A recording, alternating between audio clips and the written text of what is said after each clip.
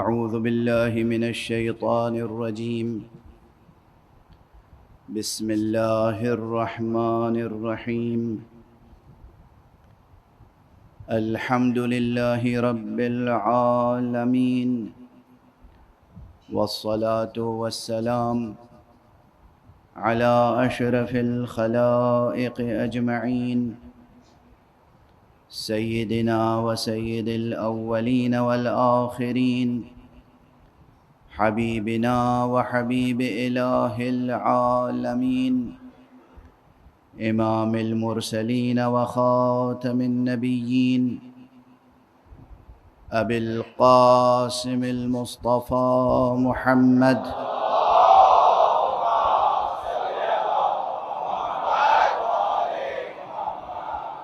وعلى أهل بيته الطيبين الطاهرين الهداة المهديين المعصومين المظلومين، واللعنة الدائمة على أعداء الحق والدين.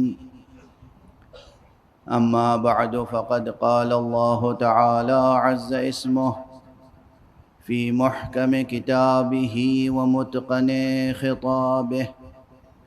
بسم الله الرحمن الرحيم. الله نور السماوات والأرض، مثل نوره كمشكاة فيها مصباح، المصباح في زجاجة، الزجاجة كأنها كوكب دري يوقد من شجرة مباركة زيتونة لا شرقية ولا غربية، يكاد زيتها يضيء ولو لم تمسسه نار، نور على نور. صدق الله العلي العظيم.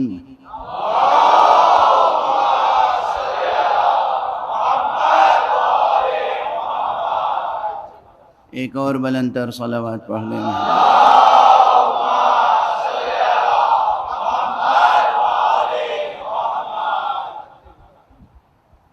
آپ کے نورانی دلوں اور ذہنوں کو قرآن مجید کی آیت نور پکار رہی ہے. آیت نور کا پیغام ہے کہ دیکھو، اللہ ہی ہے آسمانوں اور زمینوں کا نور. اللہ نور السماوات والارض، مثل نورہ کمشکات. اس کے نور کی مثال ایسی ہے کہ جیسے چراغدان، وہ طاق جو ایک طرف سے بند ہوتا ہے. یہ ایک خصوصیت ہے. اس کا ذکر کیوں کر رہا ہوں میں؟ یہ خصوصیت ہے. جو حضرات ادبی ذوق رکھتے ہیں اور ساتھ ساتھ فلسفیانہ ذوق بھی رکھتے ہیں، دونوں کی ذہنی تشنگی اس ایک کلمے سے بجھ جاتی ہے جس کا نام ہے مشکات. آخر قرآن مجید کے الفاظ ہیں، قرآن مجید کے کلمات ہیں. خدا کی قسم، میں اپنی طالب علمانہ کوششوں کے ساتھ جس قدر قرآن مجید کی آیتوں کا مطالعہ کرتا جاتا ہوں، حیرت میں اضافہ ہوتا چلا جاتا ہے، اور یہ یقین بڑھتا چلا جاتا ہے کہ سوائے معصوم کے کوئی اور قرآن مجید کی تفسیر کا حق ادا نہیں کر سکتا.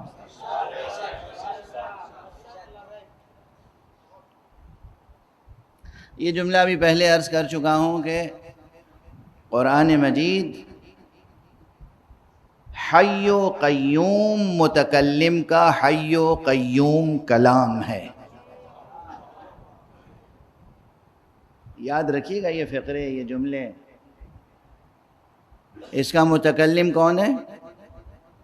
اللہ سبحانہ و تعالی. اس کی صفت کیا ہے؟ حی و قیوم ہے وہ. اس کلام میں بھی اس کی اس صفت کی تجلی موجود ہے۔ خود امیر المؤمنین علی ابن ابی طالب علیہ السلام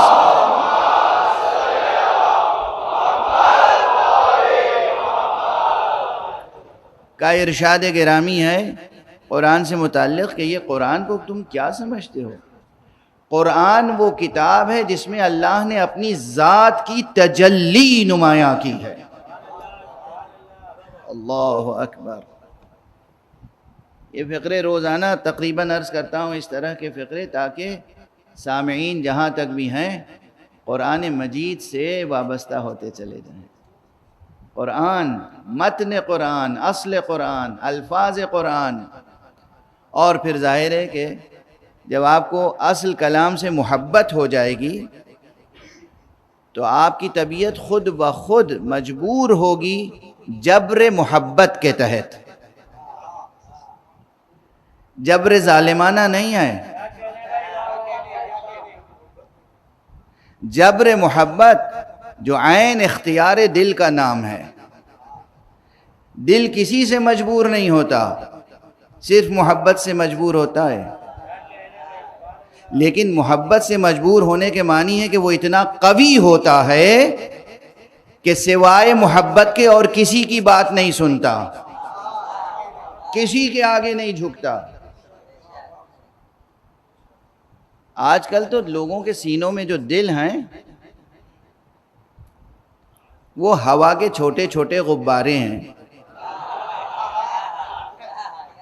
دل تھوڑی ہیں۔ دل وہی ہوتا ہے جس میں محبت پروان چڑھے، اور وہ بھی کس کی محبت؟ دل صرف اور صرف اور صرف خدا کی محبت کے لیے خلق ہوا ہے۔ اور جب خدا کی محبت دلوں میں آ جائے تو وہ دل اتنا مضبوط ہوتا ہے، اتنا قوی ہوتا ہے کہ وہی دل تو ہے جو سر کو بھی سنبھالے رہتا ہے۔ کل یا پرسوں کی مجلس میں میں کہہ رہا تھا نا کہ جو خدا کے سامنے سر جھکتے ہیں وہ کسی اور کے سامنے نہیں جھکتے۔ یہ سر کو سنبھالے کون رہتا ہے؟ وہ دل جس میں خدا کی محبت ہوتی ہے۔ اب یہ جو میں ادبی انداز سے کچھ باتیں کہہ دیتا ہوں، آپ اسے صرف ادبی جملے ہی سمجھ کے نظر انداز نہ کیجیے گا، اس کے پیچھے بہت طویل مطالعہ ہوتا ہے، حکمت کا، فلسفے کا، عرفان کا، عرفان اسلامی کا، کہ دل کی جاگیر کیا ہے؟ صرف محبت، اور وہ بھی محبت حق۔ بہرحال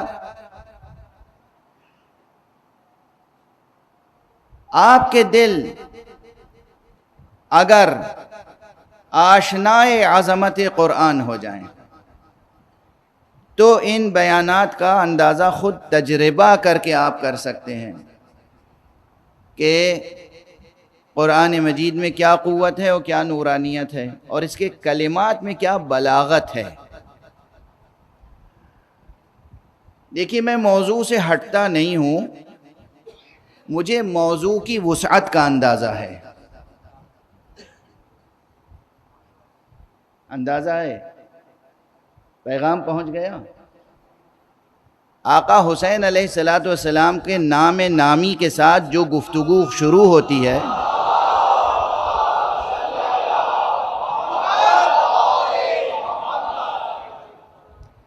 ایک جملہ کہہ لینے دیجئے، قرآن کی کیا صفت ہے؟ قرآن کی بہت سی صفتیں ہیں، مگر اس کی ایک صفت یہ ہے، قرآن کا خود دعویٰ ہے کہ زندگی کے ہر مسئلے کا حل قرآن میں موجود ہے نا؟ قرآن مجید میں زندگی کے ہر مسئلے کا حل موجود ہے، آپ کے ہر سوال کا جواب قرآن مجید میں موجود ہے۔ اور آقا حسین کو ہم کیا کہتے ہیں؟ قرآن ناطق۔ اب کسی استدلال کی ضرورت ہے؟ آقا حسین کے نام نامی سے جو بھی موضوع شروع ہوگا وہ اتنا وسیع اور ہمگیر ہوگا کہ حیات اور کائنات کے ہر مسئلے کے سلسلے میں اسی ایک عنوان کے تحت گفتگو کی جا سکتی ہے اور اس کا حل پیش کیا جا سکتا ہے. کسی اور کی مجلس تھوڑی ہے، کسی اور کا تذکرہ تھوڑی ہے، حسین ابن علی کا تذکرہ ہے. تو اب ذہنوں کو مرکوز رکھیں. حسین کون؟ قرآن ناطق. حسین کون؟ دل و جان مصطفیٰ. حسین کون؟ جگر پارے حضرت زہرا. حسین کون؟ فرزند علی ابن ابی طالب.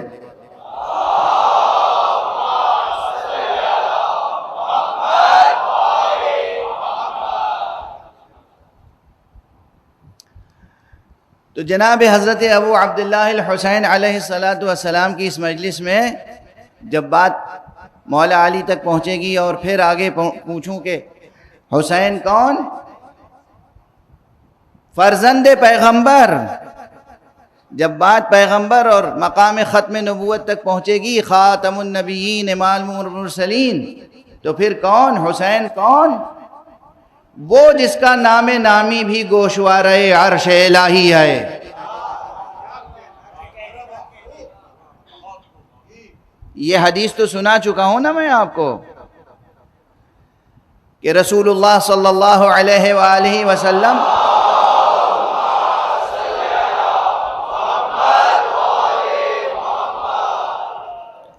معراج کے بعد جب تشریف لائے اور معراج کی تفصیلات بیان فرمائیں تو اس میں یہ بھی تھا کہ میں نے عرش پر لکھا ہوا دیکھا. کیا لکھا ہوا دیکھا؟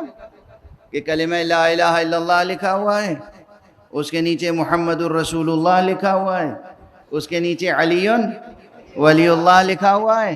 اب آج یہ حدیث بھی سن لیجئے، یہ بھی رسول کا ارشاد ہے کہ یہ جملہ جو عظمت حسینی کے بارے میں ہے یہ عرش الہی پر لکھا ہوا ہے، ساق عرش الہی پر، کہ حسین کشتی نجات ہیں اور چراغ ہدایت.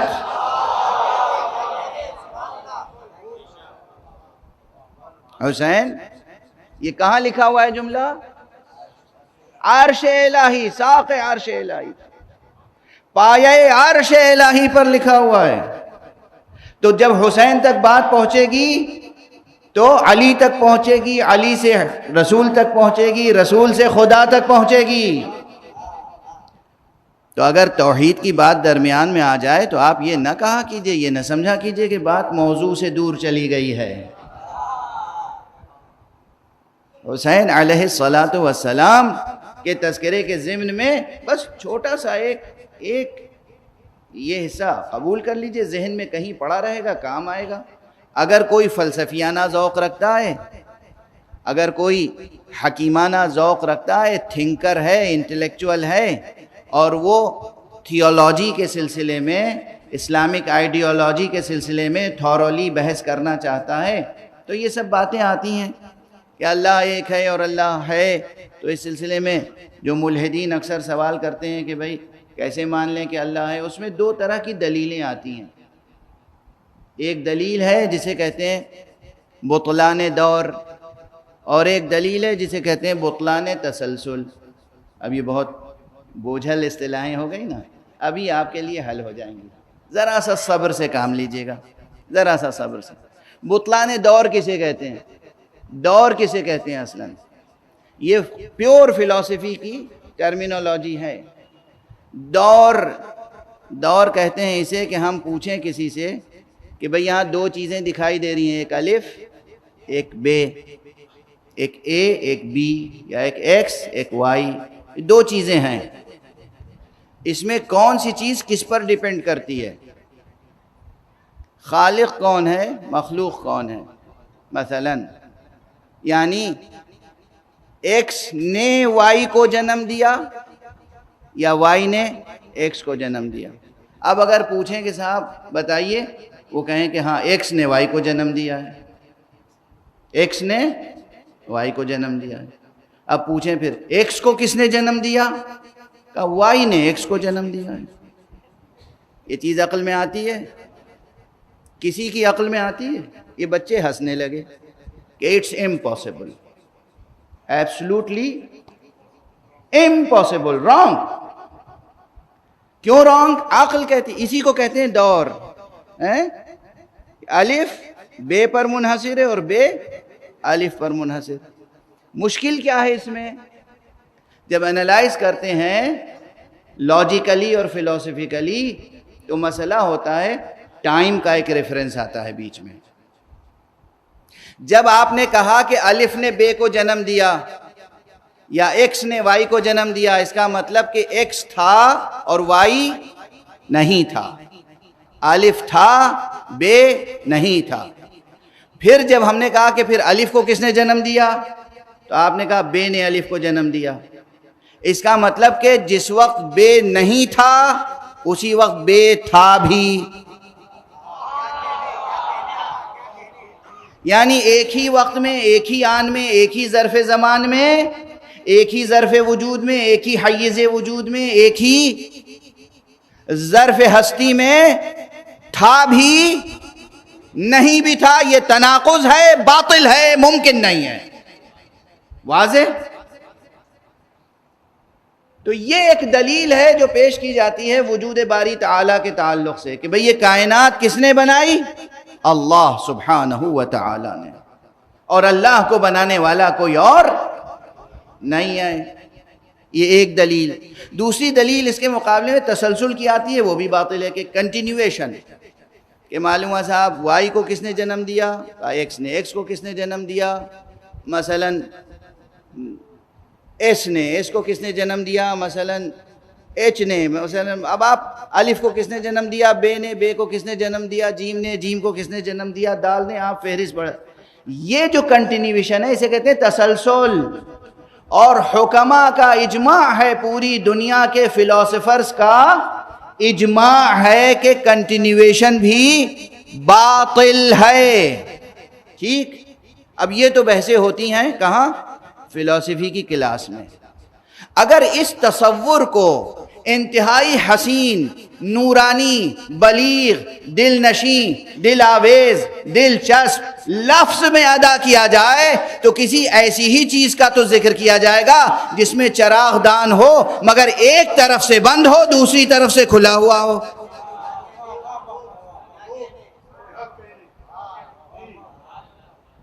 ایک طرف سے بند ہے، یعنی کنٹینیویشن نہیں ہے، نہ کنٹینیویشن ہے نہ دور۔ اسے کہتے ہیں کہ لفظ کی گہرائیوں میں اتر کے حکمت کے آب حیات تک پہنچنے کی کوشش کیجئے۔ ایک صلوات پڑھ دیجئے محمد و آلہ۔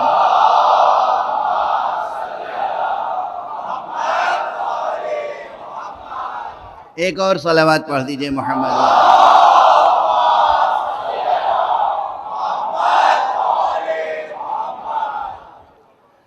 کل اور پرسوں دونوں دن میں نے یاد دہانی کرائی، اور یہ یاد دہانی اپنی طرف سے نہیں ہے، اپنا سادہ استنباط نہیں ہے۔ کتاب اصول کافی کا نام آپ نے سنا ہوگا،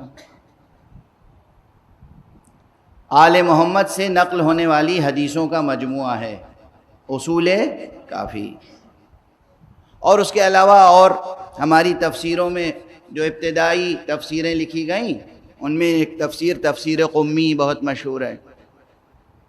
ان دونوں کتابوں کے بعد جو کتابیں لکھی گئیں، مثلا تفسیر البرہان اور اس کے بعد دوسری تفسیریں، ان تمام تفسیروں میں معصومین علیہم الصلاۃ والسلام سے روایتیں ہیں آیت نور سے متعلق، اور وہ یہ ہے کہ یہ جو اللہ نے ارشاد فرمایا ہے اللہ نور السماوات والارض، اللہ آسمانوں اور زمینوں کا نور ہے، اور اس کے نور کی مثال وہ چراغ دان ہے کہ جس میں چراغ رکھا ہوا ہو اور وہ آبگینے کا نفیس فانوس ہو اس کے اوپر، اور وہ چمک رہا ہو کہ جیسے موتیوں سے بنا ہوا کوئی فانوس ہو، ستارے کی طرح چمک رہا ہو۔ یہ جو پوری تفصیل ہے اس سے مراد ہے نظام ہدایت الہیہ، اللہ نے جو ہدایت کا نظام قائم کیا ہے اس کی تشبیہ ہے یہ، یعنی اللہ کی ہدایت کا نظام کتنا تہدار ہے۔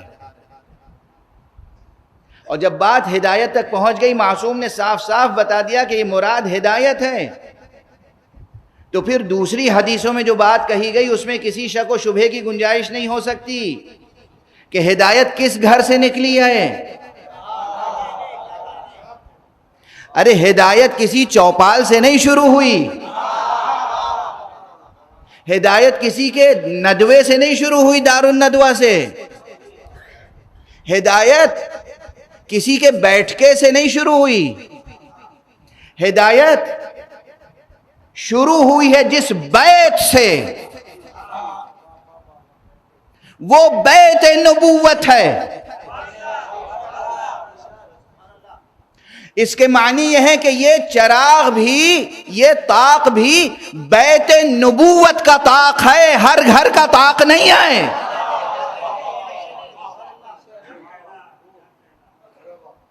اور میرے اس لفظ پر بھی یاد رکھیے گا، میں بیت النبی نہیں کہہ رہا ہوں، بیت نبوت کہہ رہا ہوں۔ بیت نبی نہیں کہہ رہا ہوں، بیت نبوت کہہ رہا ہوں۔ نبوت وہ جوہر نورانی مجرد جو پتھروں کی کسی دیوار میں، دیوار و در میں منحصر نہیں ہے۔ نبوت کے بیت کا جو طاق ہے وہ ہے چراغ دان ہدایت الہیہ۔ اسی لیے ہماری روایتوں میں مشکات کے باطن کا نام ہے فاطمہ زہرا۔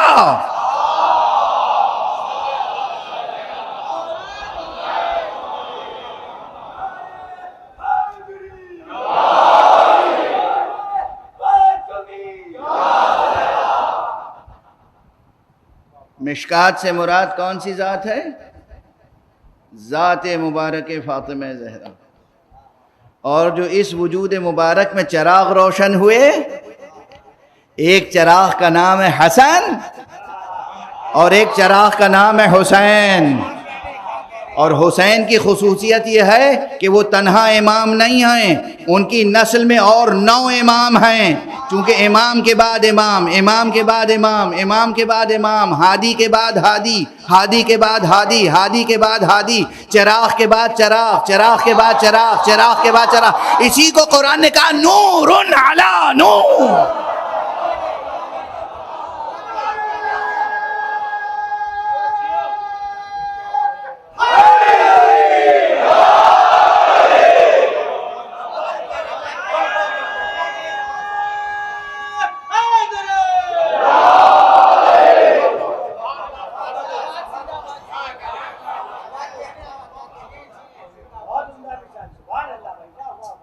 نور علی نور سنتے ہیں، بولتے ہیں، کہتے ہیں، اب معلوم ہوا نور علی نور کی تصویر نگاہوں میں آئی۔ یہ نور علی نور، یہ فقرہ کہیں اور صادق نہیں آتا، یہ اس سلسلہ نورانی پر صادق آتا ہے جو جناب زہرا سلام اللہ علیہا کی کوکھ سے شروع ہوا، جو صلب علی سے شروع ہوا، جو نسل حسین سے آگے بڑھا، جو مہدی پر ٹھہرا ہوا ہے۔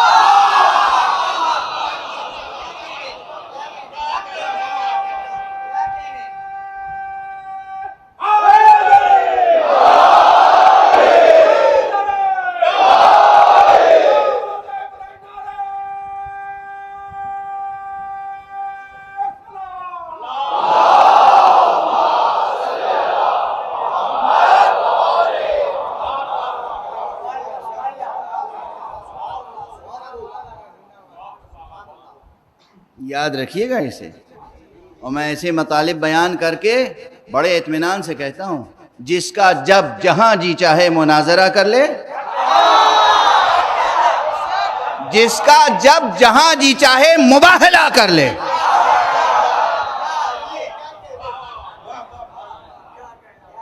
یہ نہ کوئی غلو ہے، نہ کوئی خود ساختہ باطنی تفسیر، یہ فصاحت و بلاغت کلام الہی ہے،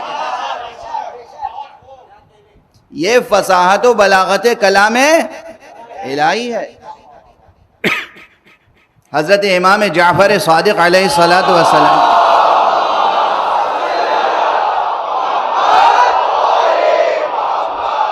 کا ایک ارشاد گرامی ہے فرمایا ہے کہ جس طرح قرآن نازل ہوا تھا اگر لوگ اسی طرح قرآن کی تلاوت کرتے تو دیکھتے کہ اس میں ہم میں سے ہر ایک کا نام موجود ہے۔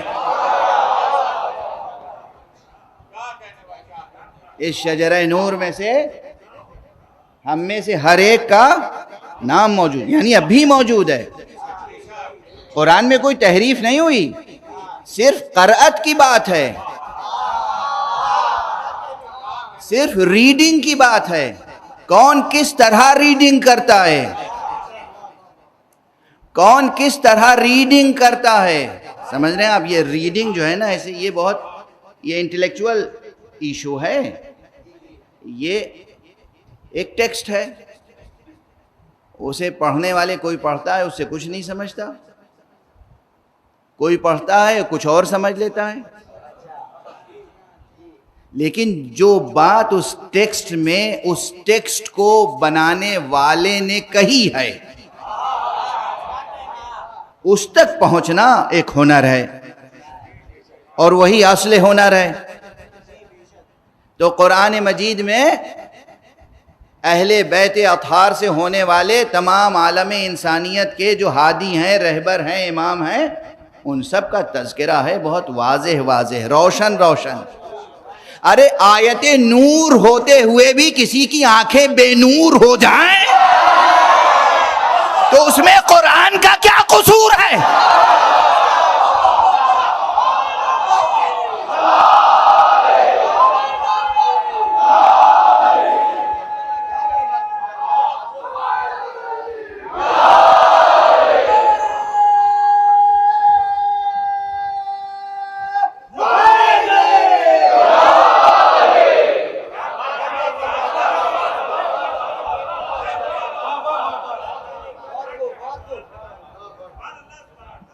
دن کے 1 بجے کھلے صحرا میں کوئی کھڑا ہوا ہو اور ایک نہیں 2 سورج چمک رہے ہوں، پھر بھی اس کی آنکھیں بے نور رہیں،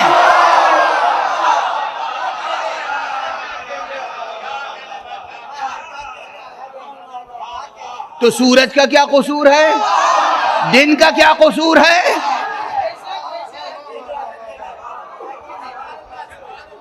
آیت کا کیا قصور ہے؟ قرآن کا کیا قصور ہے؟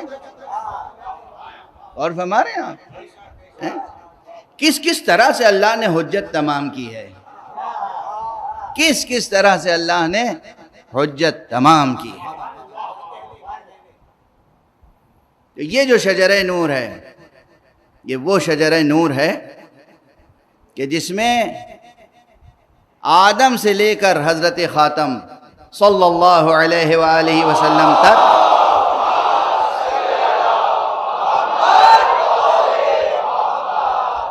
کوئی ایک مشرک نہیں ہوا، چونکہ شرک ہے تاریکی۔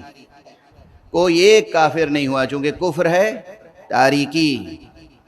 کوئی ایک غیر عادل نہیں ہوا، کوئی ایک فاسق نہیں ہوا اس صلب مبارک میں، اس شجرہ نور میں کوئی ایک۔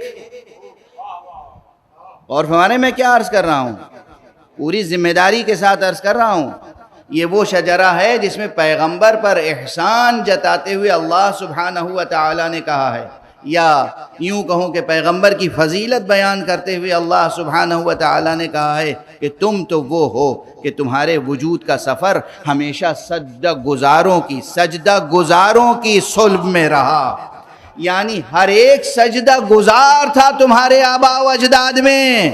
کافر ہونے کا سوال کیا پیدا ہوتا ہے؟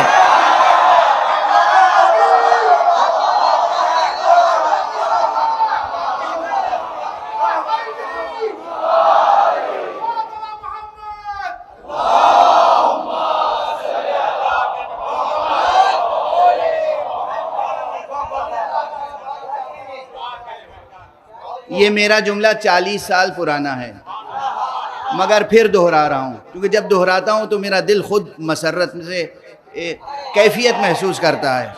40 سال پرانا جملہ ہے جو میں نے پہلی بار امام بارگاہ غفرہ مآب میں، امام باڑہ غفرہ مآب میں لکھنؤ میں عرض کیا تھا کہ لوگ آج تک ایمان ابو طالب پہ بحث کرتے ہیں. ارے میں تو منبر پر ایمان ابو طالب زیر بحث لانا، زیر سوال لانا سوء ادب سمجھتا ہوں. ایمان تو اس کا زیر سوال آنا چاہیے جو ابو طالب کو بھی ولی نہ سمجھتا ہو.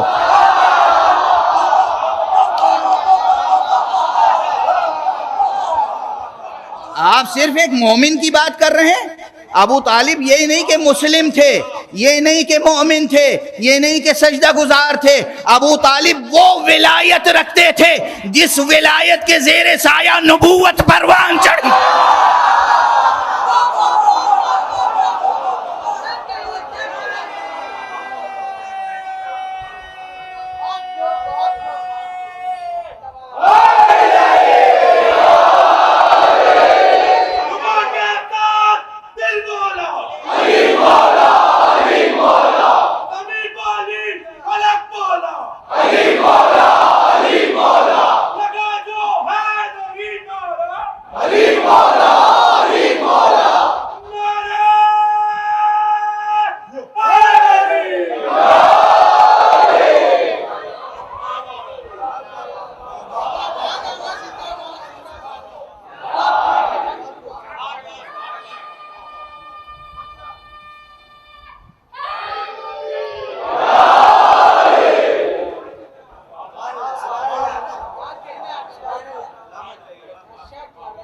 کیسی عقل کی یتیمی ہے.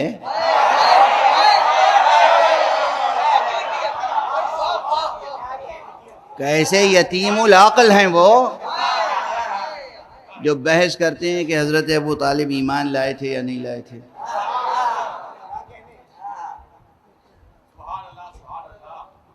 حضرت ابو طالب کا رتبہ، ان کا مرتبہ، ان کی شان یہ کیوں آ رہا ہے؟ یہ درمیان میں کیوں آیا؟ آپ کہیں گے موضوع سے ہٹ گئے. نور حسین کس صلب سے ہوتا ہوا آیا ہے؟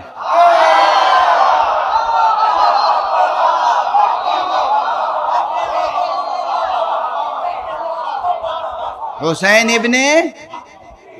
ابن علی، علی ابن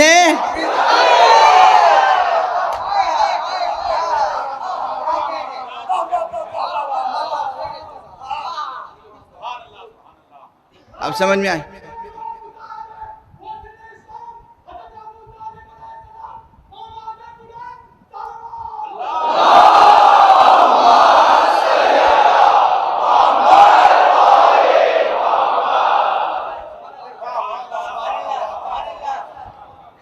قیام قیامت تک کے لیے چمکتا ہوا دمکتا ہوا آفتاب توحید حسین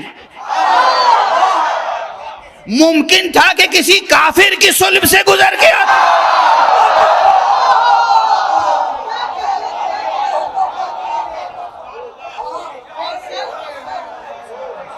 اور اسی لیے ایک جملہ اور عرض کروں، ایک جملہ اور، یہ بھی پرانا، وہی 40 سال پرانا جملہ ہے. معذرت کے ساتھ عرض کروں یا مسرت کے ساتھ؟ میں نے کہا تھا لوگ علی ولی اللہ کہتے ہوئے جھجکتے ہیں، ان کو بتاؤ علی تنہا ولی نہیں ہے، علی ولی ابن ولی ابن ولی ابن ولی ابن ولی، آدم تک علی ابن ولی ہے. صلوات پڑھ دے محمد و آلہ.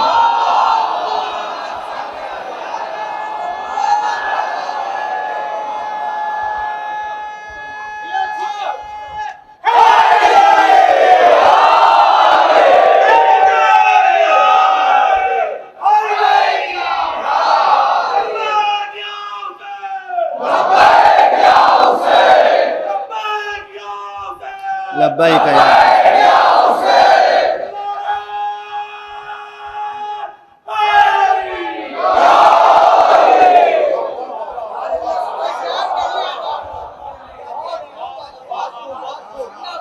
یہ سب جو ذکر ہے کس کا ذکر ہے؟ شجرہ نور. جب بھی شجرہ نور کا ذکر ہوگا نا تو ممکن نہیں ہے کہ حضرت ابو طالب کا نام اس شجرے میں نہ آئے. شجرہ نور، شجرہ نور، شجرہ نور۔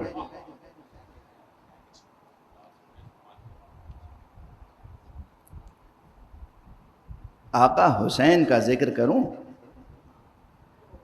اب یہ دور وہ ہے کہ بہت سے لوگ معجزے نہیں سننا چاہتے، اور میں کہتا ہوں ایک بات یاد رکھیے، انسان، عام انسان بھی، انسان بحیثیت انسان اپنی عظمت کا ادراک نہیں کر سکتا جب تک کہ اس کی آئیڈیالوجی میں میٹا فزیکل بیسس موجود نہ ہو۔ ذہین جوان ہیں، میرے جملے کو سمجھ گئے ہوں گے۔ صرف فزیکل، صرف میٹیریل بیسس سے بات بنتی نہیں ہے، جب تک کہ میٹا فزیکل بیسس موجود نہ ہو، ما بعد طبیعاتی بنیاد فکر جب تک نہ ہو، اس وقت تک انسان، عام انسان اپنی عظمتوں کو درک نہیں کر سکتا، چہ جائے کہ نبی اور امام کی عظمتوں کی باتیں ہوں۔ تو ما بعد طبیعاتی فکر کا زندہ رکھنا ضروری ہے۔ یہ بنیادیں، فکری بنیادیں، یہ انٹلیکچول بیسس، یہ ضروری ہے، ایک بیس بنانا ضروری ہے۔ کس کا؟ میٹا فزیکل بنیادیں، ما بعد الطبیعاتی۔ تو ما بعد الطبیعاتی فکر جب ہوگی، اور یہ یاد رکھیے کہ جب بھی اللہ کی طرف سے آنے والے، اللہ کی طرف سے مقرر ہونے والے کسی ہادی کا تذکرہ ہوگا تو اس کے ثبوت کے لیے معجزہ لازمی ہوگا۔ اگر یہ شرط کڑی نہ رکھی جائے تو ماشاءاللہ نبوت کا دعویٰ کرنے والوں کی کمی ہے۔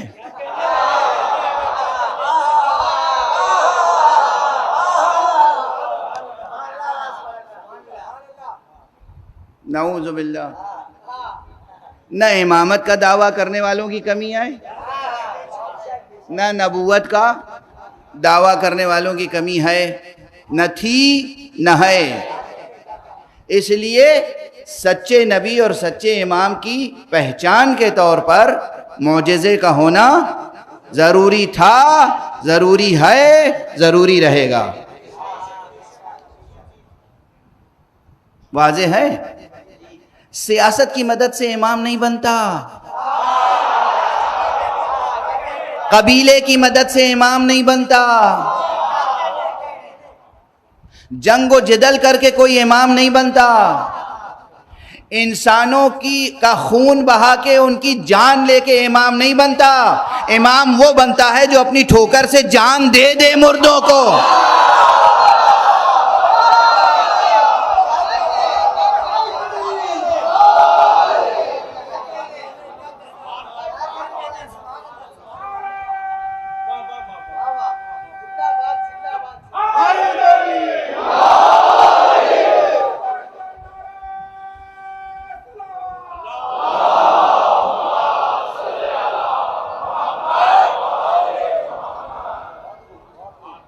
معلوم ہوا کہ بستیوں پر، انسانی بستیوں پر حملے کیے، لوگوں کو لوٹا، قتل کیا، غارت کیا، اور اس کے بعد مسلط ہو گئے، کہا اب ہم امام مسلمین ہیں۔ واہ سبحان اللہ۔ زندگی گزری دہشت گردی میں، آخر میں بن گئے امام مسلمین۔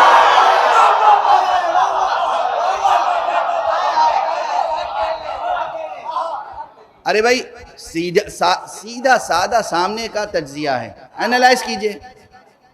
ایک شخص کیا کر رہا ہے؟ بغیر کسی جواز کے، بغیر کسی قانونی جواز کے، کوئی لیگل آتھورٹی نہیں ہے، بلا وجہ اس بستی پہ حملہ کر دیا، اس بستی پہ حملہ کر دیا، انسان، معصوم انسان، عام انسان، لوٹ لیا، غارت کیا، قتل کیا۔ اگر یہ شخص کرسی اقتدار تک نہ پہنچتا تو کیا کہلاتا؟ دہشت گرد۔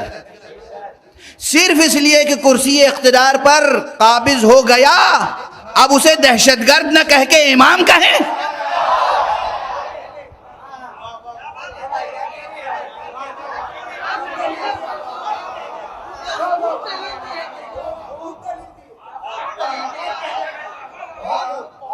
یعنی اب امام کے لیے اللہ کی طرف سے تائید ضروری نہیں ہے، نبی کی طرف سے تائید ضروری نہیں ہے، قرآن کی طرف سے تائید ضروری نہیں ہے، انسانوں کو کچلو، مارو، قتل کرو، لوٹو، دہشت گردی کرو، قابض ہو جاؤ، امام ہو گئے۔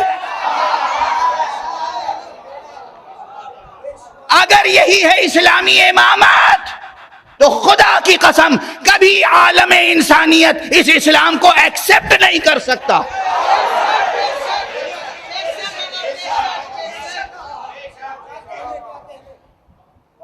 امام تو وہ ہوتا ہے جو ہر اعتبار سے آخر تک کوشش کرے کہ خون ریزی نہ ہو، کسی کا بھی ایک ذرا سا بھی مال ضائع نہ ہو۔ اور یہ امام وہ ہوتا ہے کہ جو اس کا حق چھین لیا جائے تو چھین لیا جائے، مگر کسی عام آدمی کا حق نہ چھینا جائے۔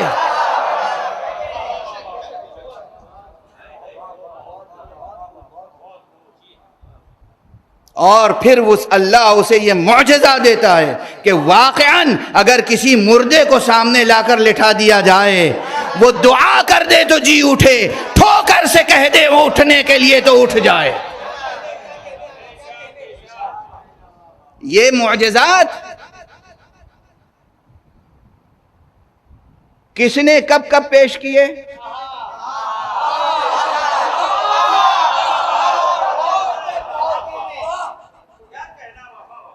قرآن مجید میں حضرت عیسیٰ کا تذکرہ موجود ہے۔ اب سنیے کہ ہمارے پیغمبر اکرم محمد مصطفیٰ صلی اللہ علیہ وآلہ وسلم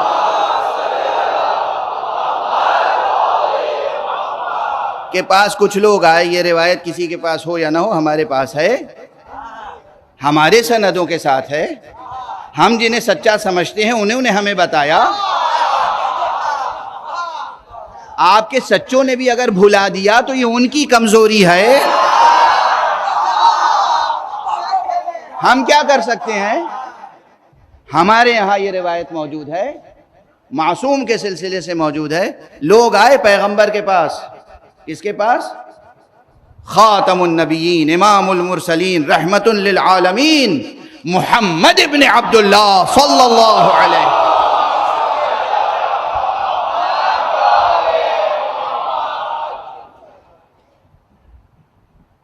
عبداللہ کے بیٹے، ابو طالب کے بھتیجے،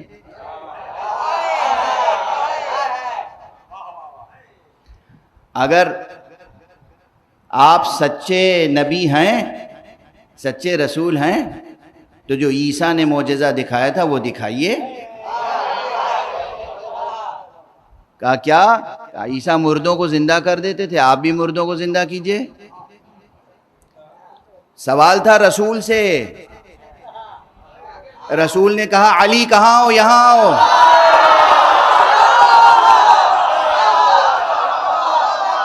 یہ لوگ مجھ سے چاہتے ہیں کہ میں مردے کو زندہ کر دوں، جاؤ ان کے ساتھ، جس قبر کی طرف اشارہ کریں تم اس قبر کے مردے کو زندہ کر کے دکھاؤ۔ سوال محمد سے ہو رہا ہے، جواب علی کے ذریعے سے دیا جا رہا۔ صلوات پڑھ دیں محمد و آل محمد۔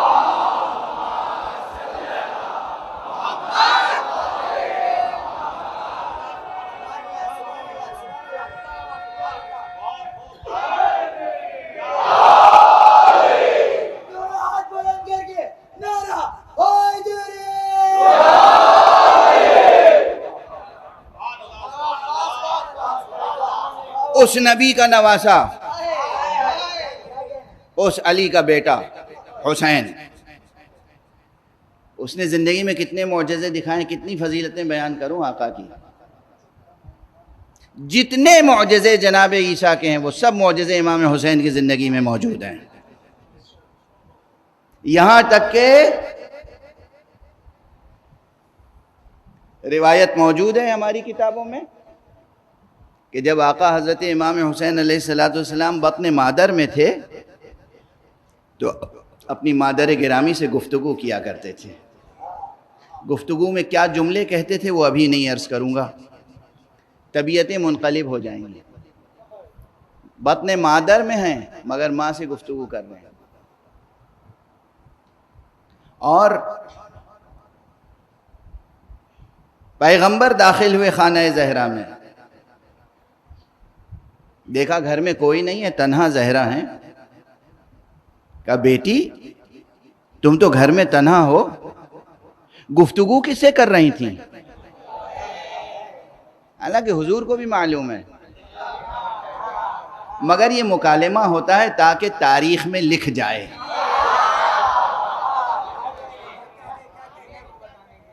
تاکہ بات لکھ لی جائے. بیٹی باتیں کس سے کر رہی تھی؟ بیٹی نے کہا بابا جان یہ جو بچہ ہے نا میرے شکم میں، یہ مجھ سے باتیں کرتا ہے. اچھا وقت ختم ہو گیا. جی چاہتا تھا کہ میں کچھ دیر تک پڑھوں، لیکن بس اب جی چاہتا ہے کہ اسی روایت کو مکمل کر دوں. بہت کچھ پڑھنا چاہ رہا تھا آج، اور میرا خیال ہے آپ سننا بھی چاہ رہے تھے، مگر اب بس اب اسی روایت کا اختتام، چونکہ اب دن بھی تو گزر رہے ہیں نا محرم کے.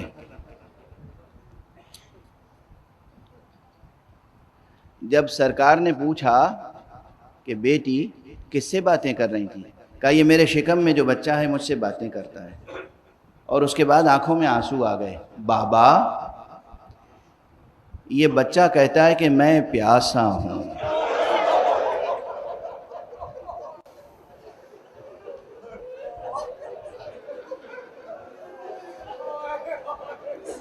اجرکم علی اللہ، اجرکم علی اللہ، اجرکم علی اللہ. یہ بچہ مجھ سے کہتا ہے مادر گرامی میں پیاسا ہوں، مادر گرامی میں قتیل ہوں، مادر گرامی میں ذبیح ہوں. آقا اس دنیا میں آنے سے پہلے اپنی مادر گرامی کو اپنے مصائب سنا رہے ہیں، اور بی بی گریہ کر رہی ہیں. مادر گرامی میں پیاسا شہید کیا جاؤں گا، مادر گرامی میں بھوکا ذبح کیا جاؤں گا، مادر گرامی میں اللہ کی راہ میں فدیہ بنوں گا آپ کی طرف سے. اجرکم علی اللہ، اجرکم علی اللہ. آقا حسین کے فضائل اور آقا حسین کے مصائب. فضائل اور مصائب کے درمیان عموماً لوگ فرق کرتے ہیں. کوئی فرق نہیں ہے. ان کی وہ فضیلتیں جو سن کر مومنین بھی مسرور ہو جائیں اسے ہم اصطلاح میں فضیلت کہتے ہیں، اور ان کی وہ فضیلتیں جسے سن کر آنکھوں میں آنسو آ جائیں انہی کو ہم مصائب کہتے ہیں، مصیبت کہتے ہیں. ہے وہ بھی فضیلت. اللہ کی راہ میں بڑھ بڑھ کے سینے پہ زخم کھانا فضیلت ہے. اللہ کی راہ میں بھوکا اور پیاسا رہنا فضیلت ہے.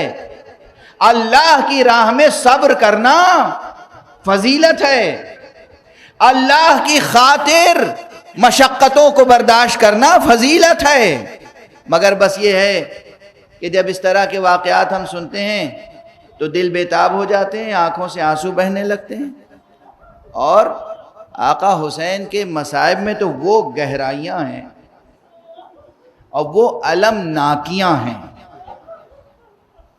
کہ پتھر کا جگر بھی ٹکڑے ٹکڑے ہو جائے. اسی لیے اکثر میں مصیبت کی پوری روایتیں بھی پڑھ نہیں پاتا ہوں. ایک شعر یاد آ رہا ہے شاعر اردو زبان یاس یگانہ چنگیزی مرحوم کا. کہتے ہیں سمجھتے کیا تھے مگر سنتے تھے فسانہ درد. سمجھتے کیا تھے مگر سنتے تھے فسانہ درد. سمجھ میں آنے لگا جب تو پھر سنا نہ گیا. ارے ہمیں بہت سنبھل سنبھل کے پڑھنا پڑتا ہے، ورنہ یہ دل، یہ جگر، یہ سینہ پھٹ جائے۔ آقا حسین کے مصائب آج عموماً یہاں جو ایک رسم قائم ہے، اس میں آقا کی جانب سے اللہ کی راہ میں پیش کیے جانے والے اس فدیے کا تذکرہ ہوتا ہے جو دیکھنے میں بہت مختصر تھا مگر حقیقت میں بہت عظیم تھا۔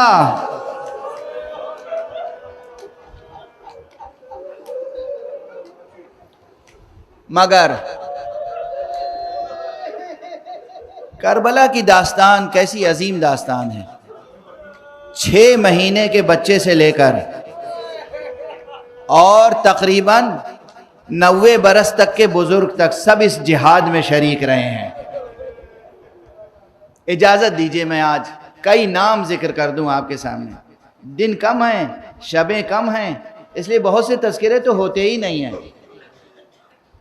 جو حضرات تاریخ کربلا پڑھنا چاہتے ہیں وہ پڑھیں اور دیکھیں جا کے۔ کربلا کے شہداء میں امام کے اصحاب میں ایک ایسا بوڑھا صحابی ہے جو حبیب سے بھی زیادہ سن و سال رکھتا ہے۔ کل میں نے حضرت حبیب کا ذکر کیا تھا نا، حبیب ابن مظاہر۔ آج ایک تذکرہ اور سن لیجئے۔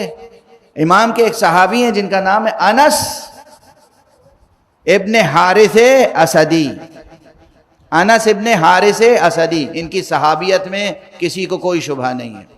جتنی علم رجال کی کتابیں ہیں اور صحابہ کرام کے تذکرے ہیں، سب میں ان کا نام موجود ہے، اور اس صراحت کے ساتھ کہ یہ اس حدیث کے راوی ہیں کہ رسول پاک نے ایک مرتبہ اپنے اصحاب کو خطاب کر کے کہا، دیکھو اس میرے حسین کو پہچان لو۔ ایک وقت آئے گا جب حسین پر بہت کڑا وقت ہوگا، بہت سخت وقت ہوگا، حسین دشمنوں کے نرغے میں گھر جائیں گے۔ اگر تم میں سے کوئی اس وقت باقی رہے تو اس پر لازم ہے کہ حسین کا ساتھ دے، حسین کی نصرت کرے، حسین کی مدد کرے۔ یہ حدیث پیغمبر سنی اس صحابی نے، اور اس کے بعد دل میں یہ عہد کر لیا کہ مجھے اگر زندہ رہا تو حسین کا ساتھ دینا ہے۔ تاریخیں بتاتی ہیں، اور یہ کوئی کمزور روایت نہیں ہے، میں نے عرض کیا تمام، کوئی مسلک اور مذہب کی قید نہیں ہے، تمام بڑے علماء نے، مسلمانوں نے یہ روایت لکھی کہ روز عاشورہ ایک شخص آیا امام حسین کے سامنے، کمر جھکی ہوئی تھی، یہ آنکھوں کے پپوٹے جھکے ہوئے تھے، آنکھوں پر لٹک آئے تھے۔ پہلے یہ بزرگ، یہ بوڑھا صحابی اپنے ایک دوست کے پاس گیا اور کہا، یہ نیزہ لو اور ذرا میری پشت سے نیزہ لگا کے اور اس طرح باندھ دو کہ میرا سینہ بلند ہو جائے۔ اور اس کے بعد ایک رومال دیا، کہا یہ رومال لے کے یہاں پیشانی پر اس طرح پپوٹے اوپر اٹھا کے باندھ دو تاکہ میں دیکھ سکوں۔ اور اس کے بعد شمشیر لی اور امام حسین کے پاس آ کے کہا، فرزند رسول اجازت ہے کہ میں بھی آپ کے اوپر جان قربان کروں؟ تاریخ کی لفظیں ہیں، امام نے ایک مرتبہ اس شان سے اپنے نانا کے اس صحابی کو دیکھا اور امام نے گریہ کرنا شروع کر دیا۔ انس خدا تمہیں جزائے خیر دے، اگر شوق جہاد ہے تو جاؤ اللہ کی راہ میں جہاد کرو۔ انس اسی کیفیت میں گئے، بے پناہ جہاد کیا اور کئی دشمنان خدا کو قتل کیا، اور اس کے بعد جام شہادت نوش کیا۔ اور جیسے ہی آپ نے کہا، اس صحابی نے، یا ابا عبداللہ، یا ابن رسول اللہ، علیک منی السلام، فرزند رسول آپ پر میری طرف سے آخری سلام۔ امام بیتابانہ دشت کربلا میں گئے، اس صحابی کے پاس بیٹھے، پیشانی پر بوسہ دیا، اس کے حق میں دعائیں کی۔ کیا کیا شہادتیں پیش ہوئی ہیں کربلا میں، سنو، گریہ کرو، سنو اور گریا کرو.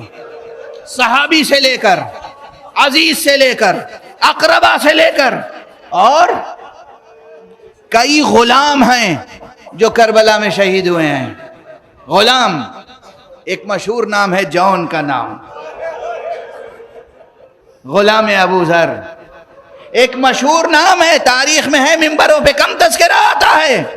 ایک غلام امام حسین، غلام ترکی، جس کا نام اسلم ہے. آقا امام حسین کی انسان نوازی، اپنے جانثاروں کی قدر شناسی، اس کا اندازہ کریں گے.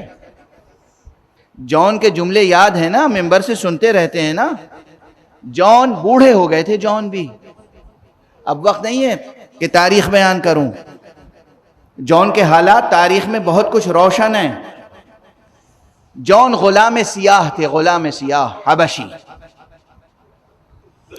اور امام زین العابدین علیہ السلام کے غلام تھے، امام حسین کے غلام تھے. اس سے پہلے جناب اس میں امام حسین نے ابو ذر کو دیا تھا، ابو ذر سے پھر امام حسین کے پاس آ گئے. ایک تاریخ ہے روشن ان کی. جون آئے، کہا آقا اجازت ہے کہ میں بھی جنگ کروں، جہاد کروں؟ کہا جون تم تو غلام ہو. غلام اپنے آقاؤں کے ساتھ اس لیے ہوتے ہیں تاکہ زندگی کی راحتیں پائیں، زندگی کی آسائشیں میسر ہوں. تو آسائشوں میں ہم نے تمہیں اپنے ساتھ رکھا، مگر ہم نہیں چاہتے کہ ہماری مصیبتوں کا بوجھ بھی اٹھاؤ. جون تڑپ گئے. آقا مگر یہ ممکن ہے کہ آسائش کے زمانے میں تو ہم آپ کے ساتھ رہیں، مصیبت میں ساتھ چھوڑ دیں؟ اور اس کے بعد جون نے ایسے جملے کہے، جذباتی جملے. ہاں آقا میں حبشی غلام ہوں، میرا رنگ سیاہ ہے، میرے لہو سے بو آتی ہے، اس لیے آپ نہیں چاہتے کہ میرا خون آپ کے خون سے میں شامل ہو جائے، مگر خدا کی قسم میں ساتھ چھوڑ کر جانے والا نہیں ہوں. کچھ اس انداز سے جون نے اصرار کیا، اجازت طلب کی. امام نے اجازت دی اور جون کے حق میں دعا کی، پروردگار جون کے چہرے کو روشنی بخش دے. جون گئے، شہید ہوئے، اور تاریخ بتاتی ہے کہ ان کا چہرہ اتنا روشن ہوا کہ پورے میدان کربلا میں ایک یکتا و یگانہ چہرہ معلوم ہوتا تھا، دمکتا ہوا، نور سے دمکتا ہوا. انوار حسینی کی چھوٹ جو پڑی تھی اس پر. اسلم غلام ترکی وہ بھی آیا، آقا مجھے اجازت ہے. امام نے دیکھا اور اس کے بعد اجازت دی. جب اسلم گیا ہے اور شہید ہوا ہے امام کا غلام، تو تاریخ کے الفاظ ہیں امام گئے، غلام، غلام، سلیو، غلام. امام گئے اور ابھی رمق جان باقی ہے، یعنی ابھی سانس آ رہی ہے جاری، مگر اتنا زخمی ہو چکا ہے کہ معلوم ہے شہید ہونے والا ہے. امام گئے اور دونوں ہاتھوں سے اسے اٹھا کے سینے سے لگایا اور اپنے رخسار کو اس کے رخسار پر رکھا. اس نے جو رخسار امام کی خنکی محسوس کی، آنکھیں کھولی، کہا اللہ اکبر. یہ غلام نوازی، فاطمہ کا لال، رسول کا بیٹا اپنا رخسار میرے رخسار پر رکھے، اس سے بڑی عزت افزائی کیا ہو سکتی ہے؟ مولا، مولا، آقا مجھے جیسی خوشی محسوس ہو رہی ہے کوئی اندازہ نہیں کر سکتا. کیا امام کی غلام نوازیاں ہیں. پروردگار ہم سب کو غلامان حسین میں قرار دے. معبود، پروردگار، معبود ہمیں علوم قرآن اور معارف اہل بیت سے آشنا فرما.